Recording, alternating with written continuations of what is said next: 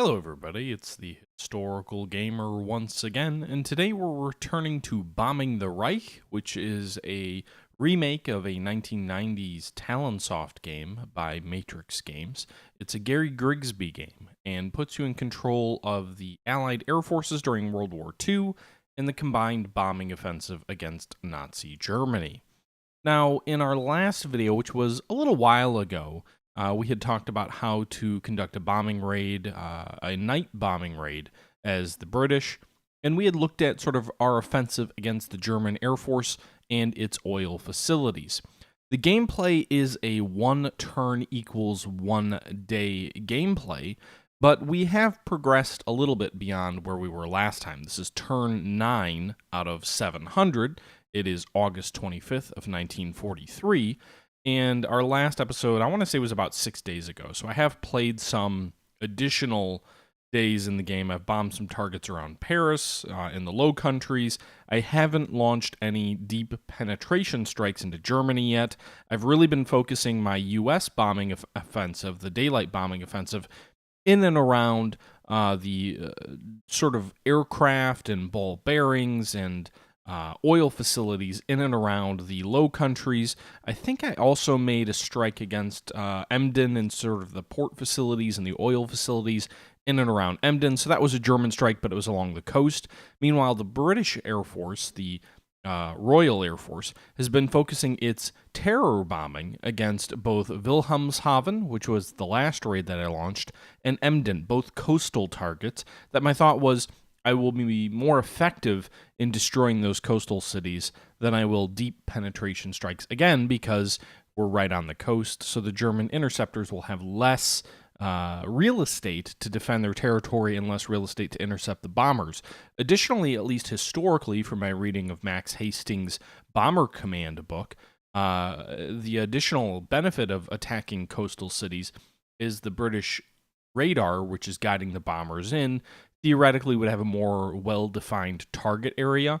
If the city's borders have a very finite end to them because, there's water and there aren't homes in the water, you can much more effectively bomb the cities. Now, I don't know if the game represents that or not, but at least in real life, that was a factor. So bombing the coastal cities would be more effective than bombing cities deep into Germany along the Ruhr River or, even in central Germany. Now, since our last video, actually this is the first turn, we have been given mandatory target requirements for the 12th Air Force and the Mediterranean Air Command for Operation Avalanche, which is the Allied invasion of the peninsula of Italy. So to this point, our air offensives in every theater have been largely at my whim, at my disposal. However, as a result of the upcoming invasion of Italy, which is going to be taking place in early September, our air operations are being defined for us, which basically means what we have to do is we have to target marshalling yards, which are these area targets, daylight bombing against rail capacity, and Air Force units as well as ground units. So we can bomb troops, we can bomb air units, we can bomb area units. We can't really bomb much beyond that. But we can see here if we list, not the targets, if we go ahead and we list or show all paths, for this turn, I have laid out a quite extensive air campaign against southern Italy and against, again, the targets that I'm allowed to target. So some air operations in around the Croton airfield, and then quite a few bombing raids against marshalling yards, areas where trains will bring in reinforcements, resupplies, etc., is where I'm focusing the majority of my effort in Italy. Frankly, because the game won't let you do anything beyond that. For example, if I go ahead and try and bomb this hydro plant, this electrical plant, and I try and pick a lead unit, there are no options. The game restricts my ability from plotting any strategic bombing operations when I've got these mandatory targeting requirements, which are in and around area targets. So that's where we're at right now. And actually, one thing I did forget to do was I didn't launch any Mediterranean campaign bombing rolls. So I'm going to go ahead and target this area target. I'm going to do well, it says rail. So this appears to be a rail junction. But I'm actually going to target, use some Liberator 3s, some USB 24s that were sold to the British. I'm going to go ahead and add the remaining British forces in the area, which appear to be principally Wellington bombers. And we're going to do a terror raid against an area that is, frankly, just a rail junction. There doesn't appear to be much of a city, but we'll see how 120 plus bombers fare against this target at 15,000 feet, and that's all I'm going to do about it. Meanwhile, you can see here we've got numerous other targets in Italy currently targeted. Now, this video is not really about Italy. That might be the reality of the war, that we have to target Italy in a certain way because of the upcoming invasion there, but that's not what I'm really focusing on here today. I have avoided deep penetration strikes since this game started for fear of losing massive numbers of B-17 bombers. With that being said, I am going to go ahead and launch a raid against Schweinfurt. So the game starts, its first turn takes place in early or sort of middle August during the historical B-17 raids on Schweinfurt.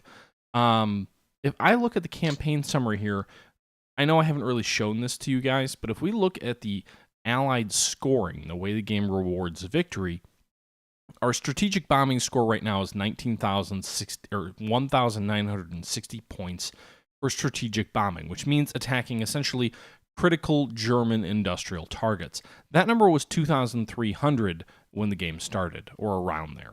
It has fallen to 1,960, and that's because I've been targeting principally oil targets, which for whatever reason, this game considers not strategic targets. That's a problem. If I'm trying to win the game, obviously I need to score more points. You know, the objective of the game is to win, and the game measures success by scoring points. Yeah, it's kind of funny. You'd think bombing oil targets, at least based on what we know today, would be the best way to cripple the German economy, but in this game, bombing oil targets seems to only affect Luftwaffe sorties, so it is what it is. I have decided to launch a large-scale effort against the Schweinfurt ball bearings plants. The reason I'm launching the raids against Schweinfurt are similar to what historically was the fact. There are critical industries which give you the majority of your industrial points when you destroy them. You can see here there are 130 power plants, for example, which are considered critical industries, with a total capacity of 5,021. If we look at steel factories, or steel mills, we'll see there's only 55 locations with 1,097 capacity. Ball bearings factories are more directly related to the manufacture of enemy aircraft as well as, well, really everything in the economy, but there's 1,400 capacity, but only 26 locations.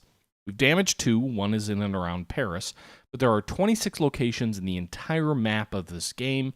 Only 2 of them are damaged, but 26 locations have a total capacity production of 1,446.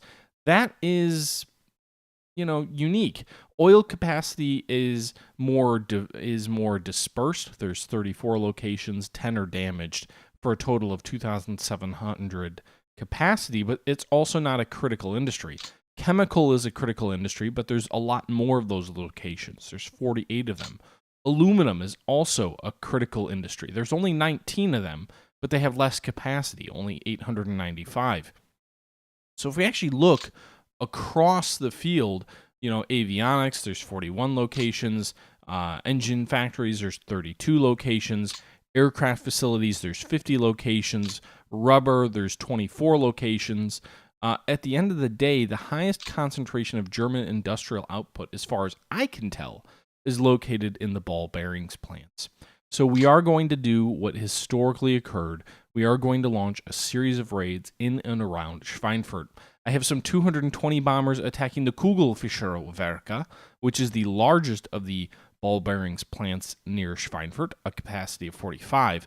I have another 200 bombers attacking their Verantagai Kugelfabriken ball bearings plant number 1 of a capacity of 24, and I have about 90 bombers attacking the number 2 Kugelfabriken facility, which has a capacity of 14.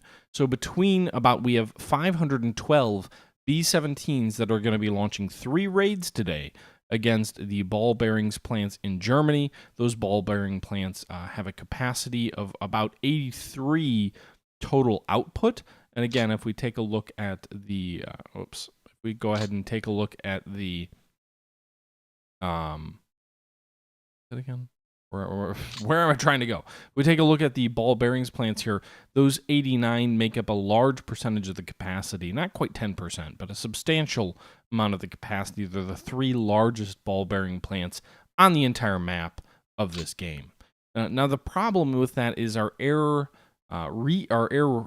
escorts, our fighter escorts, can only escort the bombers to, if we take a look at the map here, right around here. So they're going to be unescorted for the vast majority of the raids. Actually, this is the raid they're going to be coming in. So the escorts take them to about here, or maybe it was here. I think it was here, and then from here all the way back, and then until here, they're unescorted. Additionally, because I'm setting this up as 3 raids, the largest raid has the heaviest escort with the majority of the U.S. fighters attributed to it. The smallest raid of 96 bombers has absolutely no escort. I'm just hoping the fact that I've assigned escorts to these bombing formations and that I've ordered the formations to largely follow each other, that there will be about a stream of about 500 bombers coming in with escorts in the vicinity, which theoretically could intercept the enemy. In addition to that, I'm sending about 600 British night bombers against Frankfurt am Main to keep the German escorts tired and fatigued, and I'm also sending a raid of about 600 bombers against Wilhelmshaven to increase the urban damage there and continue the campaign that I've launched against the urban facilities in and along the German coast, hopefully having some success. In addition to all of that, I'm launching some raids earlier in the day, so these raids on Schweinfurt don't take place till around noon. We're launching some tactical bombing raids against an armament plant in Belgium. We're also launching some tactical bombing raids against an armament plant just to the west of Eindhoven and an armament plant in and around Antwerp. The hope is these raids will all take place between 6 to 4 hours before the main Schweinfurt raid, so the hope is that the Germans will send escort fighters up against these raids, either exhaust or actually shoot down these German fighter planes. And then 6 hours later, when the raid against Schweinfurt starts, these fighters will be either refueling or unable to launch interception raids and allow the bombers to get further into Germany before any enemy escorts are able to intercept the raid.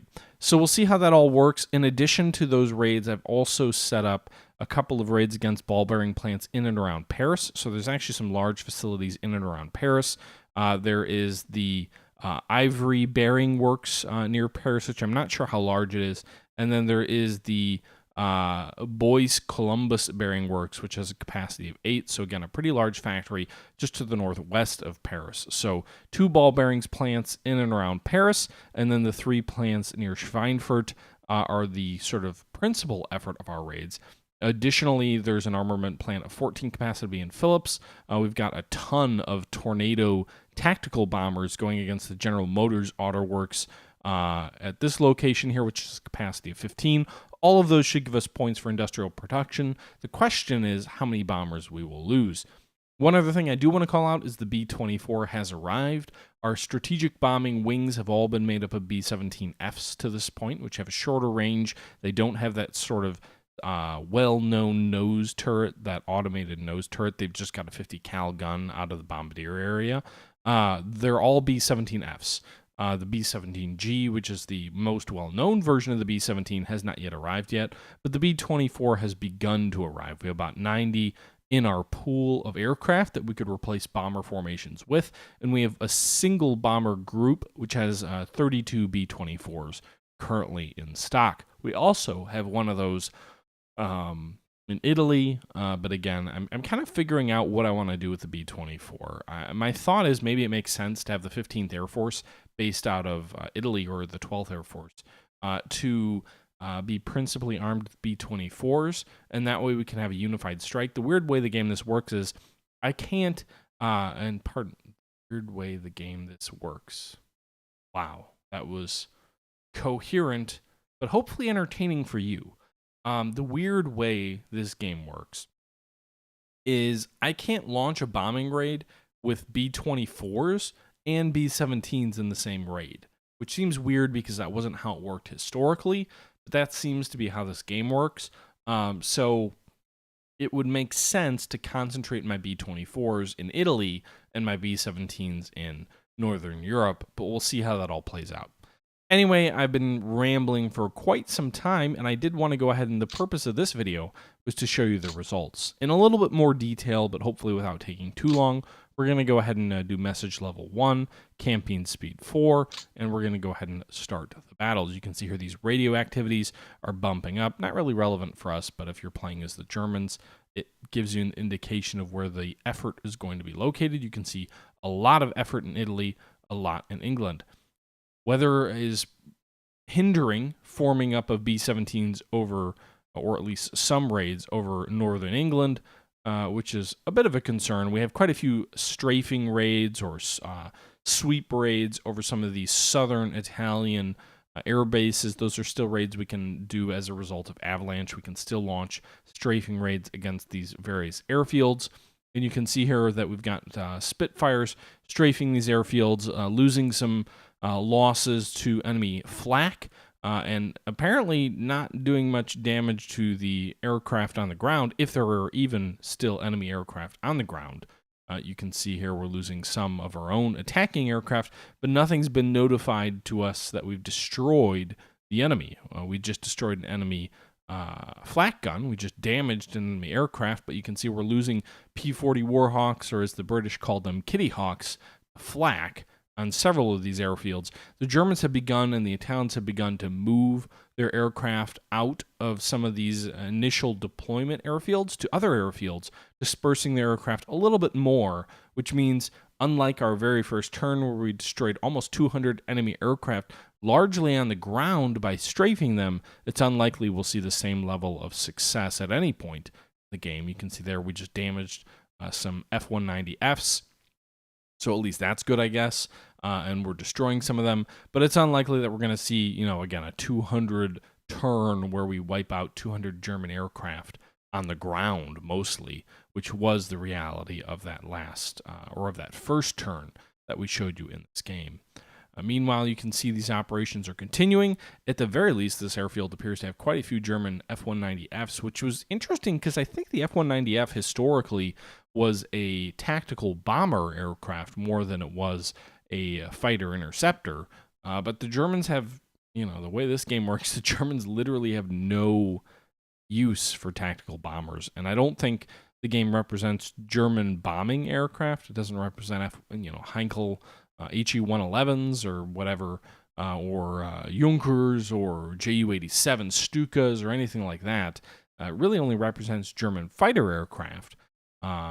So it'd be weird for it to represent an F-190 variant that is principally only used for tactical means. Now, unfortunately, we just got a notification that our bombing formation was unable to locate its target, so we decided to launch this massive raid when there is cloud cover all the fuck over Europe.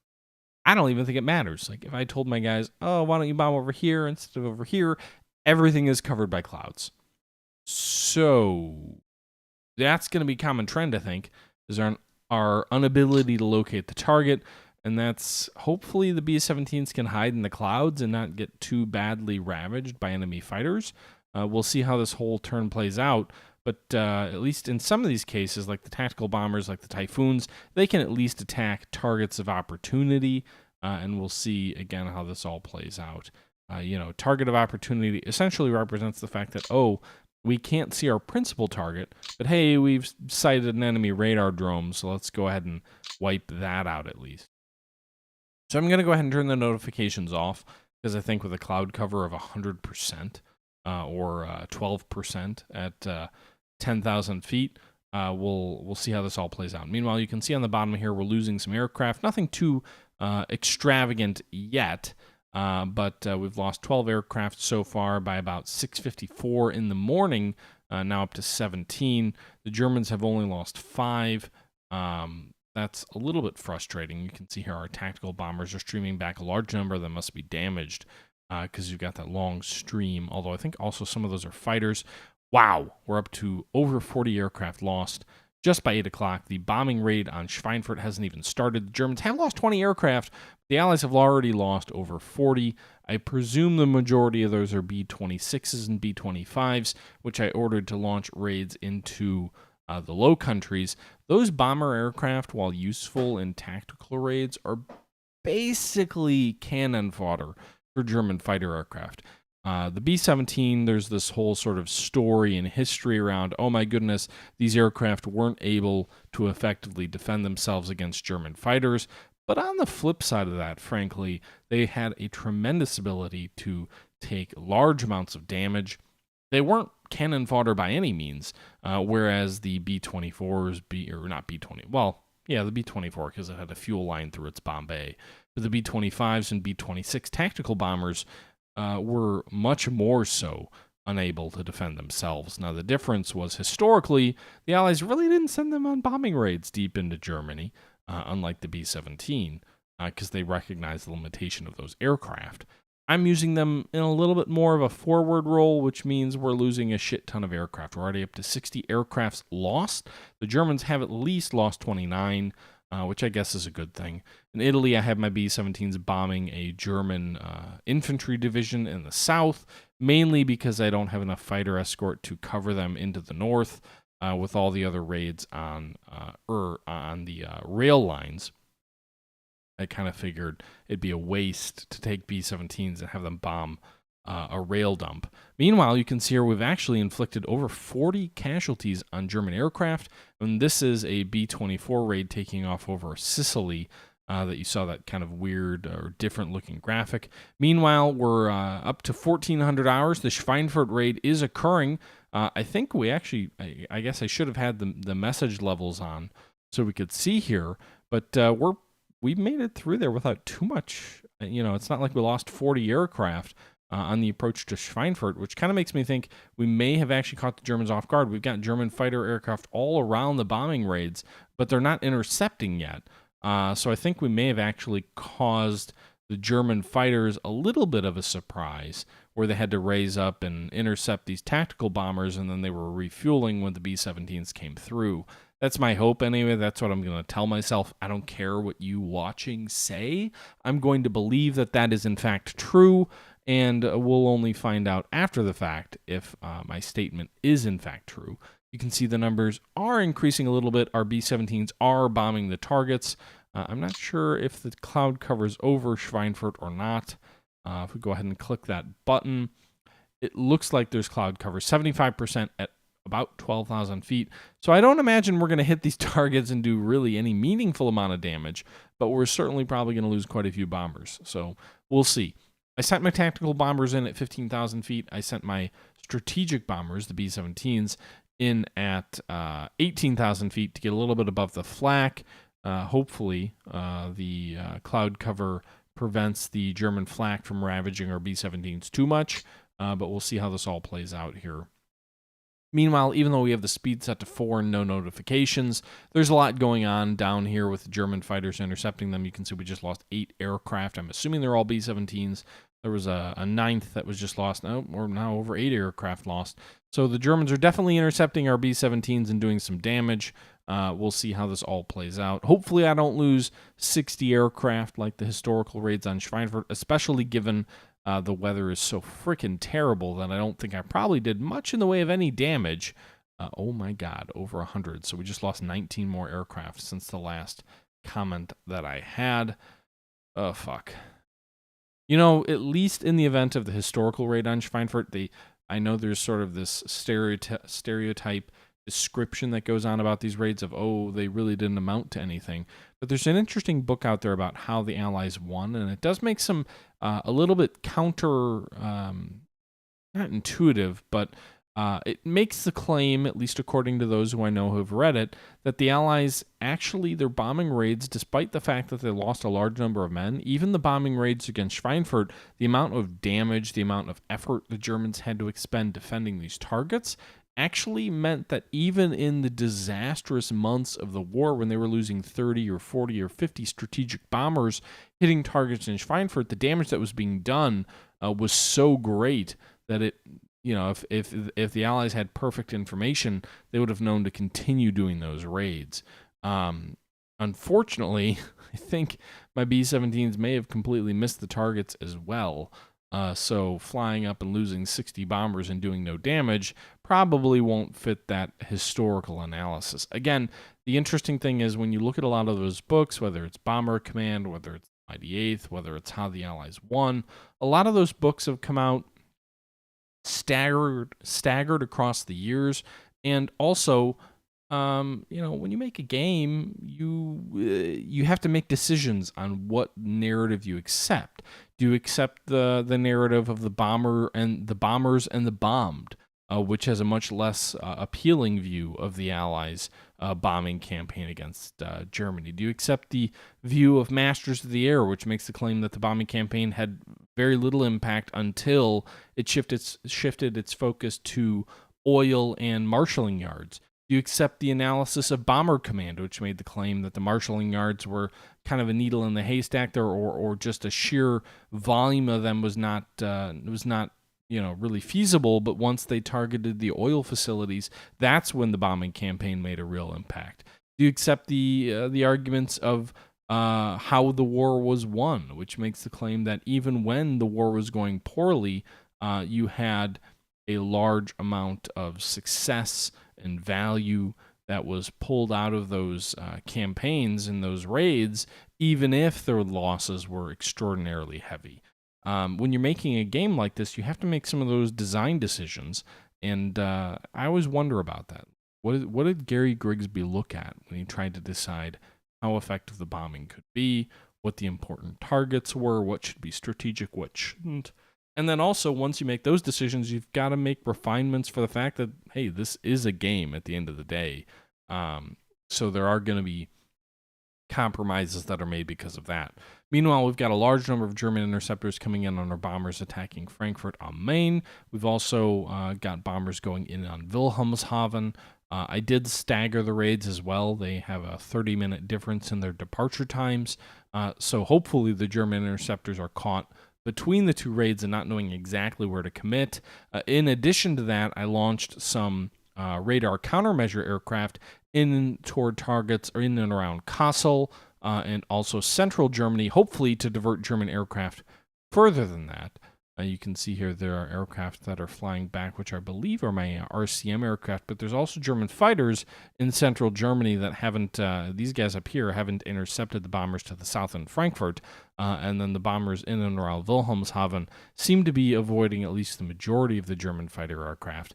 The German Axis losses are up to 51. We've lost 126, so quite a few more aircraft than the Germans. This game is different, though, because we do have a massive material superiority over the Germans. We don't have to beat them in kill-to-death ratios. We can beat them just via attrition. If we lose 200 aircraft, but they lose 150, I would consider that a success. So we'll see how this all plays out. Again, this turn takes forever to run, even when we're not showing any notifications, but the raids continue. And we are nearing midnight. We're at 21:58 hours. 126 Allied aircraft destroyed, 52 German aircraft destroyed as these raids progress. I am curious about this game if there's a fog of war factor or if the Axis losses are in fact 100% accurate. I always wonder about that.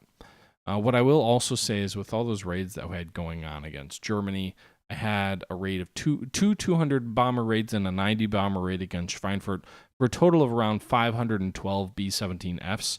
In addition to that, we have 32 B-24s located in England, so our total heavy bomber force at this point in late August is up to 544 strategic bombers. Every bomber group seems to have a maximum ready capacity of 32 bombers, and then there's always like 16 that are in repair or in reserve. Those numbers can drop below the 32 number based on casualties, but I don't think they ever exceed the 32 number for what it's worth. Meanwhile, I had over 1,100 British bombers launch the raids against Germany between either Wilhelmshaven or Frankfurt, so the British have quite a large air force at this stage as well. And then I also have a number of fighter sweeps and recon sweeps and all these other things.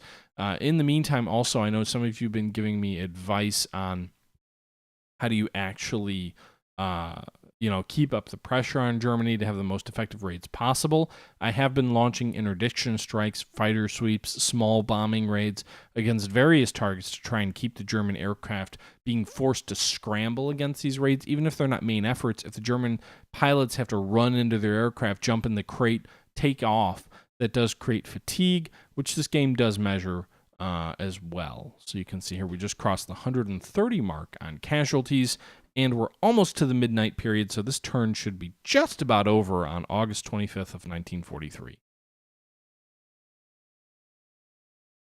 I'm also curious how the score changes again with the poor weather of the Schweinfurt strikes. It may not change too dramatically. The Germans have lost less than 60 aircraft, which is concerning. They had almost 3-to-1 casualties inflicted on us versus us on them, so that is another concern. But again, 50 aircraft is still 50 aircraft that the Germans have to replace. I'm not really worried about running out of aircraft. The Germans probably are, but we'll see how these raids went in just a moment. You can see a lot of promotions, which I assume have to do with casualties. So we've got the end of the turn. If we go to aircraft losses, we lost 54 B-17Fs. So between Italy and the raids on Schweinfurt, we lost 54 aircraft. Not as bad as the historical raids on Schweinfurt, but not that far off. Meanwhile, we only lost 6 B-26 Marauders, which is good. We had over 200 of them in the air. We did lose 16 Boston 3As, so the Royal Air Force lost heavily there. We lost 7 Spitfire 5Cs. We lost 7 Spitfire 9Cs, 5 Spitfire 12s, 4 Spitfire 9s, 1 Mustang 1. Looking through here, did we lose any American fighters? Where the hell are they? We lost some Warhawks, but we didn't lose any Lightnings or Thunder, which is interesting. The British aircraft fared a little bit better. 6 Sterlings, 2 Sterling 3s, 1 Halifax 2, 4 Lancaster 1s, 1 Mosquito. So the British bombing raids of about 1,100 sorties actually did pretty well. You can see here we launched almost 5,000 aircraft into the air. We lost 133 aircraft. The Germans managed 2,100 sorties, which increased their total from under 6,000 to over 8,000 now. Again, this was turn 10, so that's a big effort for them. They lost 55 aircraft. The Germans lost 20 Bf-109 G6s, which is the backbone of their fighter force, so that is very good news that they lost 20 of those aircraft. 6 of the Bf-109 G2s, 3 of the Bf-109 G5s, 4 of the Focke-Wulf 190 A5s, F-190Fs, 6 of those were lost. That's up to 76 total. I assume the majority of those were on the ground. If we go ahead and we take a look at the actual action reports, we can see here that let's go ahead and sort by bombing raid size. The raid against Wilhelmshaven inflicted 72 damage against the city, which I think would be a success. 35 damage against Frankfurt. The Wilhelmshaven raid only lost 2 bombers. 1 German aircraft was destroyed intercepting. The Frankfurt raid, which again makes sense because it was raiding the center of Germany, in and around Frankfurt, lost 12 aircraft, so a large number of aircraft substantially, only inflicted 35 damage. Meanwhile, despite the cloud cover, the 224 B-17s striking the Kugelfischer claim 100% damage against that facility. That is the 45 capacity ball bearings plant.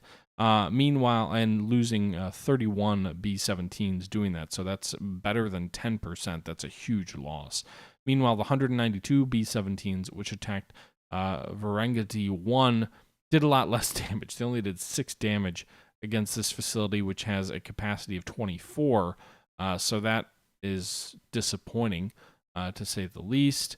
And then 11 against this Italian target, 31 against these troops of dispersion, Salerno rail. Let's take a look at the overall damage. If we sort by damage, we'll see we did quite a bit of damage to some of the rail facilities in Italy, multiple targets with more than 70% damage, airfields of 60+% damage. I'm just looking through here. Any real disappointments? Well, raid against Varangti, the armament facility in and around Valogring, which was the 23 B-24s, I believe, launched a raid against them. And much else here. We did have some bombers going against General Motors, basically did no damage, I'm assuming because of the cloud cover. And then there were some bombers which diverted to this radar facility, which also did no damage. So, and then the other ball bearings plant around Schweinfurt suffered no damage despite 96 bombers and 13 casualties. So those were ridiculous casualties there. That's unfortunate. We take a look at the top pilots so far. Do we have any aces yet? Not yet. Our highest pilot has 3 kills. They're a Mosquito pilot. Meanwhile, B-26 pilots or gunners have some kills. But nothing else there. Most of those guys are all still alive. So that's good. If we go to the pool here, aircraft replacements, we did just lose 50 B-17s. We do appear to have 38 B-17Fs still in our pool. No B-17Gs have arrived yet. We have 98 B-24D Liberators still in our pools. Quite a few Air Cobras, Kitty Hawks, Warhawks, all available. The P-47 we've got a large number of. I'm considering swapping some of our Mediterranean P-39s, or sorry, P-38s out for P-47s, so I can bring some more of these Lightnings into Europe. The Lightning has a much longer range than the P-47, so they'd make a better long-range escort in Europe. The problem is they're not as good against German fighters as the P-47 is, so it's sort of a challenge that you have to face when you kind of figure, how you want to fight the war. But there it is. That was the turn. 50 plus B-17s. We still have mandatory target restrictions in and around Italy. If we go here, you can see quite a lot of red and orange in these rail facilities, which is good. That gives us a good sense of impacting the avalanche raids. If we take a look at the industry damage or anything like that, industry damage actually jumps up to 5. So despite those incredibly heavy casualties, the points for strategic bombing, which we had going into last turn, were 1,900. We're actually up to 2,800. So a huge jump. Almost 50% increase in strategic bombing points. Yes, we lost a crap ton of aircraft, but we did do a lot of damage to the German industry. Their industry damage jumped from 3 to 5 on the whole. We did lose a fair number of points on the ready aircraft. We had 5,600 points for that. We're down to 4,600. But that difference was largely made up for by the advantage in the strategic bombing points. Our terror bombing went up from 84,000 to 87,000. I always wonder if that's like the number of people you've killed in your strategic bombing or not. Meanwhile, Axis scoring, let's see how that changed. The Axis have 2,500 points for ready aircraft. That's down from 3,200, so they had a huge drop in the number of ready aircraft that they had between last turn and this turn. Largely, I'm assuming because I staggered my raids so that my tactical bombers in the Low Countries were bombing at 6 and 8 in the morning. My strategic bombing on Schweinfurt was occurring around noon. Even if the German were able to scramble there, the odds are they probably had a lot of damaged aircraft, even if they weren't destroyed. So they lost about 600 points there, actually about 700 points there for the ready aircraft. Their industrial output fell from 47,040 down to 46,167. So overall, we lost a lot of aircraft, but frankly, from a scoring perspective, we actually are in a lot better shape. Our industrial damage went from 3 to 5, and again, our industrial strategic bombing points increased by about 50%. I think the challenge is, from a morale perspective, if I was to order my bombers to go back to Schweinfurt, let's take a look at that today. We've got the one raid here, Daimler, I didn't bomb that. Schweinfurt over here, you can see this facility. The Kugelfischerwerke has 100% damage, but if I was to go ahead and launch a raid against the Fabriken 1, and I was to go ahead and pick a lead unit, you'd see first off that, we don't have many B-17s. Before we had B-17s that were in like 70 morales. These guys have dropped to 50 morales. So if we wanted to do a back-to-back bombing raid against Schweinfurt, the crack outfit of ours is down to 54 morale. We only have 2 bomber formations above 50 morale. The rest of these guys are below 30. Some of them are into the 20s because of the large number of casualties that they took, which basically means if we launch these raids and we tried to order these guys, some of these guys with 25 morale, 26, 29, they'd probably just refuse to fly, and then we wouldn't be able to actually launch the raid. I'm sure we could have a raid, but it would probably be something in the order of like 100 aircraft that would be going against the facility. So it probably doesn't make a lot of sense to do that. Now, the good news is that we did manage to do a fair amount of damage, at least to that largest of ball bearings plants. You can see here the ball bearings industry as a whole has 28% damage. It was below 10, I believe, before the last raid, but now it is above 25% of the entire industry is damaged. You can see here the 45 capacity facility is completely destroyed. This 14 facility has 44 damage. There's other facilities we can bomb to kind of hopefully slow German industrial output, but perhaps the ball bearings strategy is the right strategy. The problem is they're so deep in German territory that those bombers get shot to pieces. With that being said, that's going to do it for this episode of our Bombing the Reich series, episode number 4. We are into late August of 1943. No decisive result is likely to come anytime soon. We just bombed Schweinfurt. We lost a crap ton of bombers, over 500 air crews, or over 500 men within those air crews. And B-24 has started to arrive. The invasion of Italy is about to occur.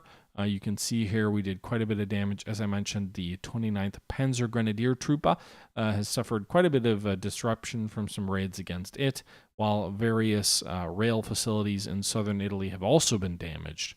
The interesting challenge about the Mediterranean is the distance. You've got the island of Sicily down here, sort of a fighter base, but the problem is a lot of these facilities are so far north that you have no fighter cover there. So anyway, that's going to do it for this episode of our Bombing the Reich campaign. Let me know your thoughts below. I hope you guys enjoyed the video. And until next time, this is the Historical Gamer saying thank you for watching, and I'm out.